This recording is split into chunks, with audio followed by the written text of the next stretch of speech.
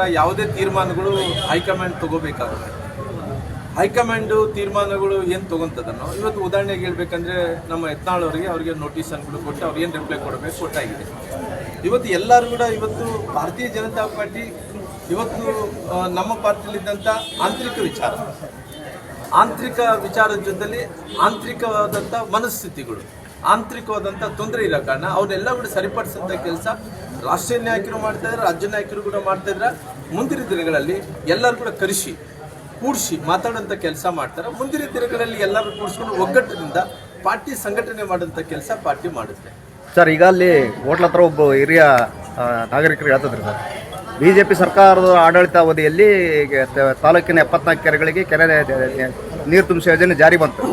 ಅದು ಇದುವರೆಗೂ ಪೂರ್ಣ ಆಗಿಲ್ಲ. ರಾಮುಲು ಅವರು ಇಲ್ಲಿಂದ ಅದು ನಮ್ಮ ಪಲಾಂಕೋಟೆಯಲ್ಲಿ ಇದಿದೆ ಸರ್, ಅಲ್ಲಿವರೆಗೂ ಪಾದಯಾತ್ರೆ ಮಾಡಿದ್ರೆ ರೈತರಿಗೆ ಸಾರ್ಥಕ ಆಗುತ್ತೆ ಅನ್ನೋ ಅಭಿಪ್ರಾಯ ವ್ಯಕ್ತಪಡಿಸಿದ್ರು ಸರ್.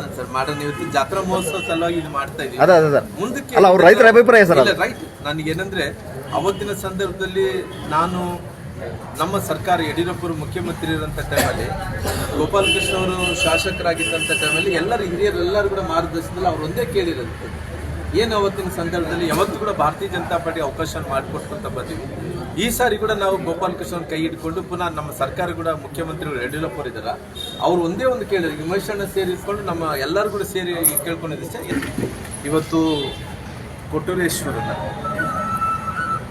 ಸನ್ನಿಧಾನದಲ್ಲಿ ಆಶೀರ್ವಾದ ಪಡ್ಕೋಬೇಕು ಅನ್ನೋಂಥ ಕಾರಣದಿಂದ ಒಟ್ಟಾರೆ ನಮ್ಮ ಅಧ್ಯಕ್ಷರಾದಂಥ ಸನ್ಮಾನ್ಯ ನಾಗರಾಜು ಅವರ ನೇತೃತ್ವದಲ್ಲಿ ನಮ್ಮೆಲ್ಲರ ಹಿರಿಯರ ಸಮ್ಮುಖದಲ್ಲಿ ನಾವೆಲ್ಲರೂ ಕೂಡ ಇವತ್ತು ಇಲ್ಲಿಂದ ಕೊಟ್ಟೂರು ತನಕ ಹತ್ತತ್ರ 21 ಕಿಲೋಮೀಟರ್ 18 ಕಿಲೋಮೀಟರ್ ಹತ್ತತ್ರ ಪಾದಯಾತ್ರೆ ಮಾಡ್ಕೊಂಡು ಹೋಗಿ ಪುನಃ ಅಲ್ಲಿ ಕೊಟ್ಟೂರೇಶ್ವರನ ಆಶೀರ್ವಾದನ ಪಡ್ಕೊಂಡು ಪುನಃ ಅಲ್ಲಿಂದ ಮತ್ತೆ ಡಿಸ್ಪರ್ಸ್ ಆಗೋಂಥ ಕೆಲಸ ಆಗ್ತಾಯಿದೆ ಪ್ರಥಮ ಬಾರಿಗೆ. ಯಾಕಂದರೆ ಪ್ರತಿ ಸಾರಿ ಕೂಡ ನಾವು ಅಂದ್ಕೊತ ಇದ್ವಿ, ಯಾವತ್ತೂ ಕೂಡ ಹೋಗ್ಲಿಕ್ಕಾಗಿದ್ದಿಲ್ಲ. ಈ ಸಾರಿ ನಾನು ಪ್ರಥಮ ಬಾರಿಗೆ ಪ್ರಾರಂಭವನ್ನು ಕೂಡ ಮಾಡಿದ್ದೀನಿ. ಆಶೀರ್ವಾದನ ಪಡ್ಕೊಳ್ಳೋ ಸಲುವಾಗಿ ಅಲ್ಲಿಗೆ ಹೋಗ್ತಾ ಇದ್ದೀನಿ. ಸರ್, ಪಾದಯಾತ್ರೆಯ ಹಿಂದಿನ ಉದ್ದೇಶ ಇಷ್ಟೇ, ನಾವೆಲ್ಲ ಕೂಡ ಪೊಲಿಟಿಕಲ್ ಸಿಸ್ಟಮ್ದಲ್ಲಿ ಇದ್ದಂಥವ್ರು, ಅಂದರೆ ನಾವೆಲ್ಲ ಬಹುಶಃ ರಾಜಕಾರಣದಲ್ಲಿ ಅಷ್ಟು ಸ್ವಲ್ಪ ಪಾಂಡಿತ್ಯವನ್ನು ಪಡೆದಂಥವ್ರು ನಾವಾಗಿರೋ ಕಾರಣ ನಮ್ಮ ಗುರಿ ಮುಂದಿನ ದಿನಗಳಲ್ಲಿ ಭಾರತೀಯ ಜನತಾ ಪಾರ್ಟಿ ಕಮಲ ಅರಳಬೇಕು. ಕೇವಲ ಕೂಡ್ಲಿ ವಿಧಾನಸಭಾ ಕ್ಷೇತ್ರ ಒಂದೇ ಅಲ್ಲ, 160 ಸ್ಥಾನಗಳು ಕರ್ನಾಟಕದಲ್ಲಿ ಗೆಲ್ಲಬೇಕು. ಕರ್ನಾಟಕದಲ್ಲಿ BJP ಪಾರ್ಟಿ ಅಧಿಕಾರಕ್ಕೆ ಬರಬೇಕು ಅನ್ನೋಂಥ ಕಾರಣದಿಂದ ಇವತ್ತು ಇಲ್ಲಿಂದ ನಾವು ಕೊಟ್ಟೂರು ತನಕ ಕೂಡ ದೇವಸ್ಥಾನ ತನಕ ಕೂಡ ಪಾದಯಾತ್ರೆಯನ್ನು ಮಾಡ್ತೀವಿ. ಅಲ್ಲ, ಈಗ ಇಲ್ಲಿಂದ ನೀವು ಹೊರಡೋಂಥ ಉದ್ದೇಶ ಏನು ಸರ್? ಉದ್ದೇಶ ಇಷ್ಟೇ, ಪೊಲಿಟಿಕಲ್ ಆಗಿ ಹೇಳಿದ್ದೀನಲ್ಲ, ನಾವು ಇಲ್ಲಿ BJP ಗೆಲ್ಲಬೇಕು.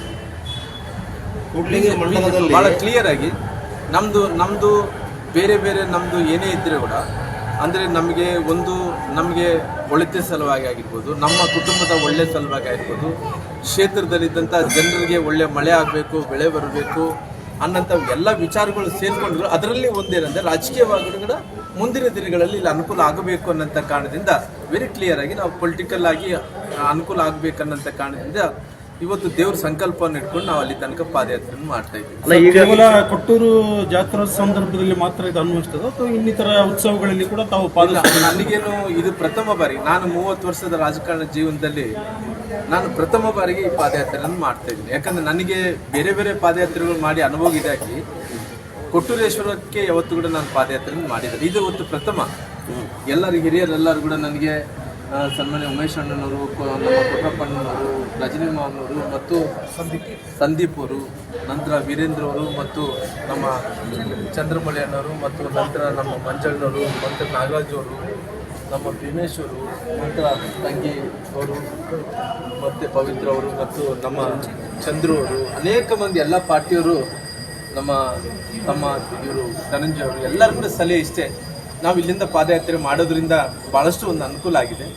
ಆ ಕಡೆ ನೇಮರಾಜ್ ನಾಯಕ್ ಅವರು ಕೂಡ ಅವ್ರು ಕೂಡ ಹೇಳ್ತಾರೆ, ಅಣ್ಣವ್ರು ನಾನು ಕೂಡ ಆ ಕಡೆಯಿಂದ ಬರ್ತಾ ಇದ್ದೀನಿ, ನೀವು ಕೂಡ ಬರ್ರಿ ಅಂತೇಳಿ ಅವ್ರು ಕೂಡ ಹೇಳ್ತಾ ಇದ್ರು. ನಾವು ಯಾವತ್ತು ಅಂದ್ಕೊಂಡು ಹೋಗಿದ್ವು, ಪಾದಯಾತ್ರೆ ಮಾಡ್ಕೊಂಡಿದ್ವು, ಅವತ್ತೆಲ್ಲ ಕೂಡ ಎಲ್ಲ ಸಂಕಲ್ಪಗಳನ್ನು ಈಡೇರಿಸಿದವ. ಮುಂದಿನ ದಿನಗಳಲ್ಲಿ ನಿಮ್ಮ ಸಂಕಲ್ಪ ಏನಿದೆ ಅದು ಈಡೇರಿಸುವಂತ ಕೆಲಸ ಕೊಟ್ಟೂರೇಶ್ವರ ಮಾಡ್ತಾರಂತ ವಿನಂತಿಯನ್ನು ಮಾಡ್ಕೊಂಡಿದ್ದೀವಿ. ಈಗ ನಿಮ್ಮಲ್ಲಿ ಸೂರ್ಯ ಪಾಪಣ್ಣ ಕೂಡ ಪಾದಯಾತ್ರೆ ಮಾಡ್ತಾರೆ, ಅದಕ್ಕೆ ಏನು ಹೇಳ್ತೀರಿ? ಅಲ್ಲಲ್ಲ, ನನಗೆ ಪಾದಯಾತ್ರೆಗಳು ಇವತ್ತು ಕೇವಲ ಒಬ್ಬರು ಮಾಡೋದ್ರಿಂದಲ್ಲ, ಲಕ್ಷಾಂತರ ಮಂದಿ ಪಾದಯಾತ್ರಿಗಳು. ಒಗ್ಗಟ್ಟಿದೆ ಅಂತ ಅಲ್ಲ, ನಮ್ಮ ಪಾಪಣ್ಣವರು ಕೂಡ ನಮ್ಮವರೇ. ಅವ್ರು ಮಾಡಬಾರ್ದನ್ನಕ್ಕೆ ಅವ್ರು ಕೂಡ ಮಾಡಲಿ, ಇನ್ನೊಬ್ರು ಕೂಡ ಮಾಡಲಿ, ಎಲ್ಲರೂ ಕೂಡ ಮಾಡಲಿ. ಯಾಕಂದ್ರೆ ಲಕ್ಷಾಂತರ ಮಂದಿ ಕಾರ್ಯಕರ್ತರಲ್ಲಿ ಭಕ್ತಾದಿಗಳಲ್ಲಿ ನಾವು ಕೂಡ ಒಬ್ರು ಎಲ್ಲರೂ ಸೇರ್ಕೊಂಡು ಹೋಗೋದು ಅಷ್ಟೇ ಆಗಲಿ. ಅವ್ರು ಮಾಡ್ತಾರೆ, this is not A political party. ಅಂದ್ರೆ ಇದು ಧಾರ್ಮಿಕ ಸಭೆ ಆಗಿರೋ ಕಾರಣ, ದೇವಸ್ಥಾನಕ್ಕೆ ಹೋಗಿ ಆಗಿರೋ ಕಾರಣ, ಯಾರಿಗೆ ಸ್ವಯಂ ಇಚ್ಛೆದಿಂದ ಎಲ್ಲರೂ ಕೂಡ ಪಾದಯಾತ್ರೆ ಮಾಡೋದ್ರಲ್ಲಿ ಏನು ತಪ್ಪೇನಿದೆ? ಅಲ್ಲ ಸರ್, ಈಗ ಅಲ್ಲಿ ಅವರ ಸಂಕಲ್ಪ ಈಡೇರ್ಬೇಕು, ಅವ್ರ ಕುಟುಂಬದಲ್ಲಿ ಇದ್ದಂಥ ಸಂಕಲ್ಪಗಳು ಈಡೇರಿಸಬೇಕು, ಅವ್ರ ಕಷ್ಟಗಳು ಪರಿಹಾರ ಆಗಬೇಕು. ಅದರಲ್ಲಿ ಪಾದಯಾತ್ರೆ ಮಾಡೋದ್ರಿಂದ ಏನು ನನಗೆ ಗೊತ್ತಿರೋಂಥ ಪ್ರಕಾರ ಇನ್ನು ದೊಡ್ಡ ತಪ್ಪೇನ ಅನ್ಸಲ್ಲ. ಯಾರಲ್ಲಿ ಇಂಡಿವಿಜುವಲ್ ಆಗಿ ಹೋಗ್ಬೇಕಾದ್ರೆ ಹೋಗ್ಬೋದು, ಏನಿದೆ. ಎಲ್ಲರೂ ಕೂಡಿಸ್ಕೊಂಡು ಹೋಗಂದ್ರೆ ಕೂಡ ಹೋಗ್ಬೋದು, ಎಲ್ಲರೂ ಕೂಡ ಹೋಗ್ತಾ ಅದ್ರಲ್ಲಿ ನಾವು ಕೂಡ ಒಬ್ರು. ಅಂದ್ರೆ ಯಾರು ಕೂಡ ನಾವು ಹೋಗಂಥವ್ರನ್ನ ಇಲ್ಲ ನಾವು ತಪ್ಪು ರೈಟ್ ಅನ್ನೋಕೆ ಡಿಬೇಟ್ ಮಾಡಕ್ ಹೋಗಲ್ಲ. ಏನಿವೆ ನಮ್ಮೆಲ್ಲರ ಉದ್ದೇಶ ದೇವರ ಸನ್ನಿಧಾನಿಗೆ ಮುಟ್ಟಬೇಕು. ಅವರು ಸಹ ರಾಮನ ಜೊತೆ ಕೈ ಜೋಡಿಸ್ಬೋದಿತ್ತಲ್ಲ. ಇಲ್ಲ, ಎಲ್ಲರೂ ಕೂಡ ಒಂದೇ ಅವ್ರವ್ರ ಟೈಮ್ಗೆ ತಕ್ಕ. ನಾನು ಇವಾಗ 4 ಗಂಟೆಗೆ ಅಂದ್ಕೊಂಡು, ಇನ್ನು ಕೆಲವೊಂದು 8 ಗಂಟೆಗೆ ನಾಳೆ ಬೆಳಿಗ್ಗೆ ಹೊರಡೋರಿರ್ತಾರೆ. ಯಾರಿಗೆ ಸಮಯಕ್ಕೆ ತಕ್ಕಂಗೆ ಹಂಗಾಗಿ ಹೊರಡ್ತಿರ್ತಾರೆ. ಅದರಲ್ಲಿ ಬೇರೆ ಬೇರೆ ಅಭಿಪ್ರಾಯಗಳು ಏನಿಲ್ಲ. ರಾಜ್ಯ ಮಟ್ಟದಲ್ಲಿ ಗುರುತಿಸಿಕೊಂಡಿರ್ತಕ್ಕಂಥವ್ರು ಆ ರೀತಿ ಒಗ್ಗಟ್ಟು ಪ್ರದರ್ಶನ ಮಾಡಿದ್ರೆ ಬಿಜೆಪಿಗೆ ಅನುಕೂಲ ಆಗ್ತದೆ. ಇಲ್ಲ, 100% ಎಲ್ಲರೂ ಕೂಡ ಮುಂದಿನ ದಿನಗಳಲ್ಲಿ ನಾನು ಹೇಳಿದ್ದೀನಿ ಎಲ್ಲರನ್ನ ಸರಿಪಡಿಸ್ಕೊಂಡು ಹೋಗಂತ ಕೆಲಸ ಮಾಡ್ತೀನಿ. ಯಾವುದೇ ತೀರ್ಮಾನಗಳು ಹೈಕಮಾಂಡ್ ತಗೋಬೇಕಾಗುತ್ತೆ. ಹೈಕಮಾಂಡ್ ತೀರ್ಮಾನಗಳು ಏನು ತಗೊಂತದನ್ನೋ ಇವತ್ತು ಉದಾಹರಣೆಗೆ ಹೇಳ್ಬೇಕಂದ್ರೆ ನಮ್ಮ ಯತ್ನಾಳ್ ಅವರಿಗೆ ಅವ್ರಿಗೆ ನೋಟಿಸನ್ಗಳು ಕೊಟ್ಟು ಅವ್ರು ಏನು ರಿಪ್ಲೈ ಕೊಡಬೇಕು ಕೊಟ್ಟಾಗಿದೆ. ಇವತ್ತು ಎಲ್ಲರೂ ಕೂಡ ಇವತ್ತು ಭಾರತೀಯ ಜನತಾ ಪಾರ್ಟಿ ಇವತ್ತು ನಮ್ಮ ಪಾರ್ಟಿಯಲ್ಲಿದ್ದಂಥ ಆಂತರಿಕ ವಿಚಾರದ ಜೊತೆಲಿ ಆಂತರಿಕವಾದಂಥ ಮನಸ್ಥಿತಿಗಳು, ಆಂತರಿಕವಾದಂಥ ತೊಂದರೆ ಇರೋ ಕಾರಣ ಅವನ್ನೆಲ್ಲ ಕೂಡ ಸರಿಪಡಿಸಂಥ ಕೆಲಸ ರಾಷ್ಟ್ರೀಯ ನಾಯಕರು ಮಾಡ್ತಾ ಇದ್ದಾರೆ, ರಾಜ್ಯ ನಾಯಕರು ಕೂಡ ಮಾಡ್ತಾ ಇದ್ದಾರೆ. ಮುಂದಿನ ದಿನಗಳಲ್ಲಿ ಎಲ್ಲರೂ ಕೂಡ ಕೂಡಿಸಿ ಮಾತಾಡೋಂಥ ಕೆಲಸ ಮಾಡ್ತಾರೆ. ಮುಂದಿನ ದಿನಗಳಲ್ಲಿ ಎಲ್ಲರೂ ಕೂಡಿಸ್ಕೊಂಡು ಒಗ್ಗಟ್ಟಿನಿಂದ ಪಾರ್ಟಿ ಸಂಘಟನೆ ಮಾಡೋಂಥ ಕೆಲಸ ಪಾರ್ಟಿ ಮಾಡುತ್ತೆ. ಸರ್, ಈಗ ಅಲ್ಲಿ ಹೋಟ್ಲ ಹತ್ರ ಒಬ್ಬ ಹಿರಿಯ ನಾಗರಿಕರಿಗೆ ಹೇಳ್ತಿದ್ರು ಸರ್, BJP ಸರ್ಕಾರದ ಆಡಳಿತಾವಧಿಯಲ್ಲಿ ತಾಲೂಕಿನ 74 ಕೆರೆಗಳಿಗೆ ಕೆರೆ ನೀರು ತುಂಬಿಸುವ ಯೋಜನೆ ಜಾರಿ ಬಂತು. ಅದು ಇದುವರೆಗೂ ಪೂರ್ಣ ಆಗಿಲ್ಲ. ರಾಮುಲು ಅವರು ಇಲ್ಲಿಂದ ಅದು ನಮ್ಮ ಪಲಾಂಕೋಟೆಯಲ್ಲಿ ಇದಿದೆ ಸರ್, ಅಲ್ಲಿವರೆಗೂ ಪಾದಯಾತ್ರೆ ಮಾಡಿದ್ರೆ ರೈತರಿಗೆ ಸಾರ್ಥಕ ಆಗುತ್ತೆ ಅನ್ನೋ ಅಭಿಪ್ರಾಯ ವ್ಯಕ್ತಪಡಿಸಿದ್ರು ಸರ್. ಮಾಡೋಣ, ಇವತ್ತು ಜಾತ್ರಾ ಮಹೋತ್ಸವ ಸಲುವಾಗಿ ಇದು ಮಾಡ್ತಾ ಇದ್ದೀವಿ. ಅದೇ ಸರ್, ಮುಂದಕ್ಕೆ ಅಲ್ಲ ಅವ್ರ ರೈತರ ಅಭಿಪ್ರಾಯ ಸರ್. ರೈಟ್, ನನಗೇನಂದ್ರೆ ಅವತ್ತಿನ ಸಂದರ್ಭದಲ್ಲಿ ನಾನು ನಮ್ಮ ಸರ್ಕಾರ ಯಡಿಯೂರಪ್ಪರು ಮುಖ್ಯಮಂತ್ರಿ ಇರೋಂಥ ಟೈಮಲ್ಲಿ, ಗೋಪಾಲಕೃಷ್ಣ ಅವರು ಶಾಸಕರಾಗಿದ್ದಂಥ ಟೈಮಲ್ಲಿ ಹಿರಿಯರೆಲ್ಲರೂ ಕೂಡ ಮಾರ್ಗದರ್ಶನದಲ್ಲಿ ಅವ್ರು ಒಂದೇ ಕೇಳಿರೋದು ಏನು ಅವತ್ತಿನ ಸಂದರ್ಭದಲ್ಲಿ ಯಾವತ್ತೂ ಕೂಡ ಭಾರತೀಯ ಜನತಾ ಪಾರ್ಟಿ ಅವಕಾಶ ಮಾಡಿಕೊಟ್ಕೊಂತ ಬಂದಿವಿ.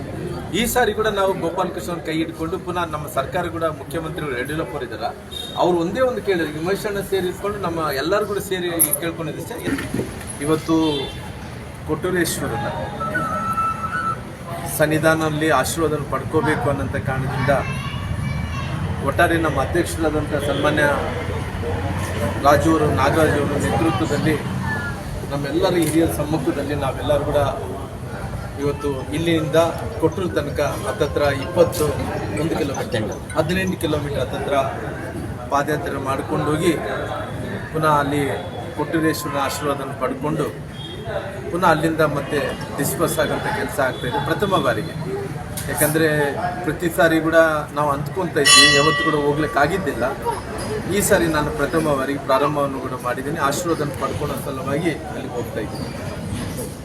ಸರ್, ಪಾದಯಾತ್ರೆಯ ಹಿಂದಿನ ಉದ್ದೇಶ ಇಷ್ಟೇ, ನಾವೆಲ್ಲ ಕೂಡ ಪೊಲಿಟಿಕಲ್ ಸಿಸ್ಟಮ್ದಲ್ಲಿ ಇದ್ದಂಥವ್ರು. ಅಂದರೆ ನಾವೆಲ್ಲ ಬಹುಶಃ ರಾಜಕಾರಣದಲ್ಲಿ ಅಷ್ಟು ಸ್ವಲ್ಪ ಪಾಂಡಿತ್ಯವನ್ನು ಪಡೆದಂಥವ್ರು ನಾವಾಗಿರೋ ಕಾರಣ ನಮ್ಮ ಗುರಿ ಮುಂದಿನ ದಿನಗಳಲ್ಲಿ ಭಾರತೀಯ ಜನತಾ ಪಾರ್ಟಿ ಕಮಲ ಅರಳಬೇಕು. ಕೇವಲ ಕೂಡ್ಲಿ ವಿಧಾನಸಭಾ ಕ್ಷೇತ್ರ ಒಂದೇ ಅಲ್ಲ, 160 ಸ್ಥಾನಗಳು ಕರ್ನಾಟಕದಲ್ಲಿ ಗೆಲ್ಲಬೇಕು. ಕರ್ನಾಟಕದಲ್ಲಿ BJP ಪಾರ್ಟಿ ಅಧಿಕಾರಕ್ಕೆ ಬರಬೇಕು ಅನ್ನೋಂಥ ಕಾರಣದಿಂದ ಇವತ್ತು ಇಲ್ಲಿಂದ ನಾವು ಕೊಟ್ಟೂರು ತನಕ ಕೂಡ ದೇವಸ್ಥಾನ ತನಕ ಕೂಡ ಪಾದಯಾತ್ರೆಯನ್ನು ಮಾಡ್ತೀವಿ. ಅಲ್ಲ, ಈಗ ಇಲ್ಲಿಂದ ನೀವು ಹೊರಡೋಂಥ ಉದ್ದೇಶ ಏನು ಸರ್? ಉದ್ದೇಶ ಇಷ್ಟೇ, ಪೊಲಿಟಿಕಲ್ ಆಗಿ ಹೇಳಿದ್ದೀನಲ್ಲ, ನಾವು ಇಲ್ಲಿ BJP ಗೆಲ್ಲಬೇಕು.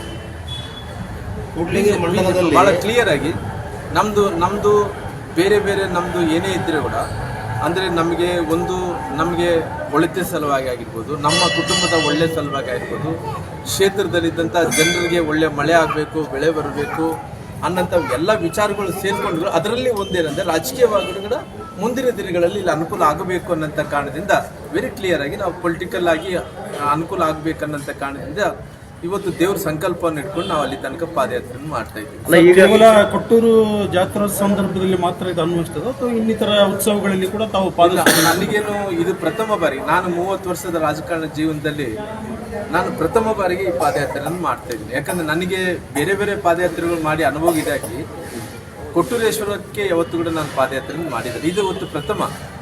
ಎಲ್ಲರೂ ಹಿರಿಯರೆಲ್ಲರೂ ಕೂಡ ನನಗೆ ಸನ್ಮಾನ್ಯ ಉಮೇಶ್ ಅಣ್ಣನವರು, ನಮ್ಮ ಕೊಟ್ರಪ್ಪಣ್ಣನವರು, ರಜನಿ ಮಾವನವರು ಮತ್ತು ಸಂದೀಪ್ ಅವರು, ನಂತರ ವೀರೇಂದ್ರ ಅವರು ಮತ್ತು ನಮ್ಮ ಚಂದ್ರಮೌಳಿ ಅಣ್ಣವರು ಮತ್ತು ನಂತರ ನಮ್ಮ ಮಂಜಣ್ಣವರು ಮತ್ತು ನಾಗರಾಜ್ ಅವರು, ನಮ್ಮ ಭೀಮೇಶ್ ಅವರು, ನಂತರ ತಂಗಿ ಅವರು ಮತ್ತು ಪವಿತ್ರ ಅವರು ಮತ್ತು ನಮ್ಮ ಚಂದ್ರು ಅವರು, ಅನೇಕ ಮಂದಿ ಎಲ್ಲ ಪಾರ್ಟಿಯವರು, ನಮ್ಮ ತಮ್ಮ ಇವರು ಧನಂಜಯ ಅವರು, ಎಲ್ಲರೂ ಕೂಡ ಸಲಹೆ ಇಷ್ಟೇ, ನಾವು ಇಲ್ಲಿಂದ ಪಾದಯಾತ್ರೆ ಮಾಡೋದ್ರಿಂದ ಭಾಳಷ್ಟು ಒಂದು ಅನುಕೂಲ ಆಗಿದೆ.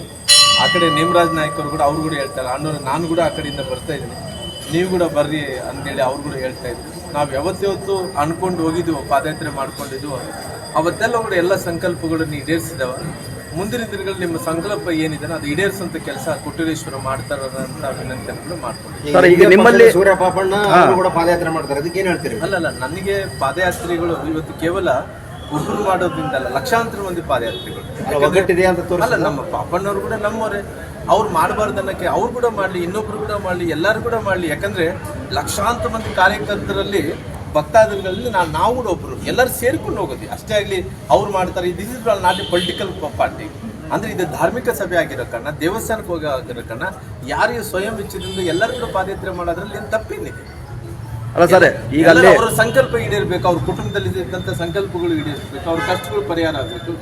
ಅದರಲ್ಲಿ ಪಾದಯಾತ್ರೆ ಮಾಡೋದ್ರಿಂದ ಏನು ನನಗೆ ಗೊತ್ತಿರೋಂಥ ಪ್ರಕಾರ ಇನ್ನು ದೊಡ್ಡ ತಪ್ಪೇನ ಅನ್ಸಲ್ಲ. ಯಾರಲ್ಲಿ ಇಂಡಿವಿಜುವಲ್ ಆಗಿ ಹೋಗ್ಬೇಕಾದ್ರೆ ಹೋಗ್ಬೋದು, ಏನಿದೆ, ಎಲ್ಲರೂ ಕೂಡಿಸ್ಕೊಂಡು ಹೋಗಂದ್ರೆ ಕೂಡ ಹೋಗ್ಬೋದು, ಎಲ್ಲರೂ ಕೂಡ ಹೋಗ್ತಾ ಇದ್ರೆ ನಾವು ಕೂಡ ಒಬ್ರು. ಅಂದ್ರೆ ಯಾರು ಕೂಡ ನಾವು ಹೋಗಂಥವ್ರನ್ನ ಇಲ್ಲ ನಾವು ತಪ್ಪು ರೈಟ್ ಅನ್ನೋಕೆ ಡಿಬೇಟ್ ಮಾಡಕ್ ಹೋಗಲ್ಲ. ಏನಿದೆ ನಮ್ಮೆಲ್ಲರ ಉದ್ದೇಶ ದೇವರ ಸನ್ನಿಧಾನಿಗೆ ಕೊಟ್ಟಬೇಕು. ಅವರು ಸಹ ರಾಮುಲ ಜೊತೆ ಕೈ ಜೋಡಿಸ್ಬೋದಿತ್ತಲ್ಲ? ಇಲ್ಲ, ಎಲ್ಲರೂ ಕೂಡ ಒಂದೇ, ಅವ್ರವ್ರ ಟೈಮ್ಗೆ ತಕ್ಕ. ನಾನು ಇವಾಗ 4 ಗಂಟೆಗೆ ಅಂದ್ಕೊಂಡು, ಇನ್ನು ಕೆಲವೊಂದು 8 ಗಂಟೆಗೆ, ನಾಳೆ ಬೆಳಿಗ್ಗೆ ಹೊರಡೋದಿರ್ತಾರೆ. ಯಾರಿಗೆ ಸಮಯಕ್ಕೆ ತಕ್ಕಂಗೆ ಹಂಗಾಗಿ ಹೊರಡ್ತಿರ್ತಾರೆ. ಅದರಲ್ಲಿ ಬೇರೆ ಬೇರೆ ಅಭಿಪ್ರಾಯಗಳು ಏನಿಲ್ಲ. ರಾಜ್ಯ ಮಟ್ಟದಲ್ಲಿ ಗುರುತಿಸಿಕೊಂಡಿರ್ತಕ್ಕಂಥವ್ರು ಆ ರೀತಿ ಒಗ್ಗಟ್ಟು ಪ್ರದರ್ಶನ ಮಾಡಿದ್ರೆ ಬಿಜೆಪಿಗೆ ಅನುಕೂಲ ಆಗ್ತದೆ. ಇಲ್ಲ, 100% ಎಲ್ಲರೂ ಕೂಡ ಮುಂದಿನ ದಿನಗಳಲ್ಲಿ ನಾನು ಹೇಳಿದ್ದೀನಿ, ಎಲ್ಲರನ್ನ ಸರಿಪಡಿಸ್ಕೊಂಡು ಹೋಗಂತ ಕೆಲಸ ಮಾಡ್ತಿದ್ದಾರೆ. ಎಲ್ಲರೂ ಕೂಡ ಒಗ್ಗಟ್ಟಿನಿಂದ ಮುಂದಿನ ದಿನಗಳಲ್ಲಿ ಪಾರ್ಟಿ ಒಂದು ಚೌಕಟ್ಟಲ್ಲಿ ನಡೀತಾ, ಇಡೀ ಕೇವಲ ಕೂಡ್ಲಿ ವಿಧಾನಸಭಾ ಕ್ಷೇತ್ರದಲ್ಲಿ ಇಡೀ ರಾಜ್ಯದಲ್ಲಿದ್ದಂಥ ಒಂದು ಒಳ್ಳೆ ಮನಸ್ಸಿದ್ದಂಥ. ಹೆಚ್ಚಿನ ವಿಡಿಯೋಗಳಿಗೆ ಪ್ರತಿಧ್ವನಿ ಯೂಟ್ಯೂಬ್ ಚಾನೆಲ್ ಸಬ್ಸ್ಕ್ರೈಬ್ ಮಾಡಿ, ಬೆಲ್ ಐಕಾನ್ ಕ್ಲಿಕ್ ಮಾಡಿ.